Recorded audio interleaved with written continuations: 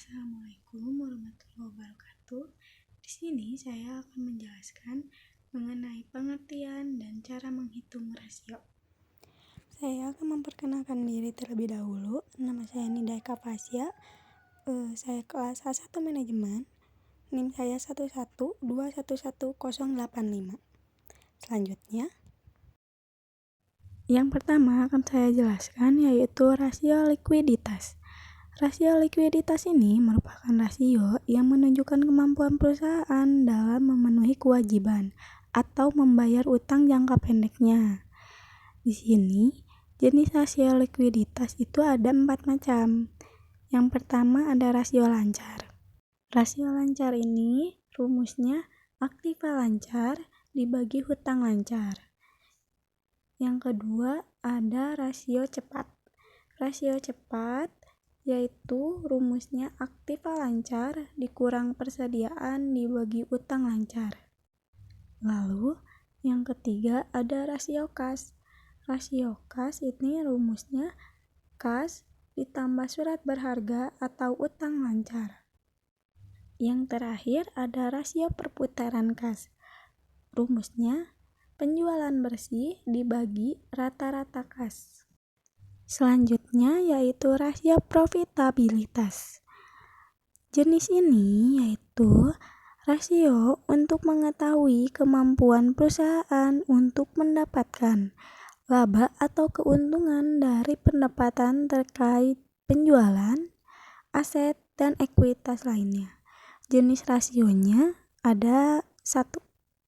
Yang pertama itu gross profit margin. Rumusnya laba kotor dibagi total pendapatan dikali 100%. Yang kedua ada net profit margin. Rumusnya laba bersih setelah pajak dibagi penjualan. Yang ketiga ada return on asset ratio. Rumusnya laba bersih dibagi total aset. Yang keempat ada return on equity ratio. Rumusnya yaitu laba bersih setelah pajak dibagi ekuitas pemegang saham. Yang kelima yaitu return on sales ratio. Rumusnya ialah laba sebelum pajak dan bunga dibagi penjualan kali 100%. Yang keenam, return on capital employed.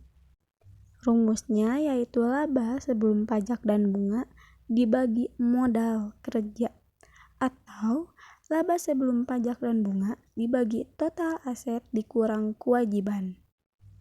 Selanjutnya, return on investment. Rumusnya laba atas investasi dikurang investasi awal, lalu dibagi investasi. Setelah itu dikali 100%. Selanjutnya, earning per share. Rumusnya laba bersih setelah pajak dikurang dividen saham preferen atau bisa disebut dibagi jumlah saham biasa yang beredar. Selanjutnya, saya akan menjelaskan mengenai rasio solvabilitas, yaitu rasio dengan fungsi menilai kemampuan perusahaan dalam melunasi semua kewajibannya. Jenis-jenisnya yaitu yang pertama rasio utang terhadap aktiva dan kedua rasio utang terhadap ekuitas.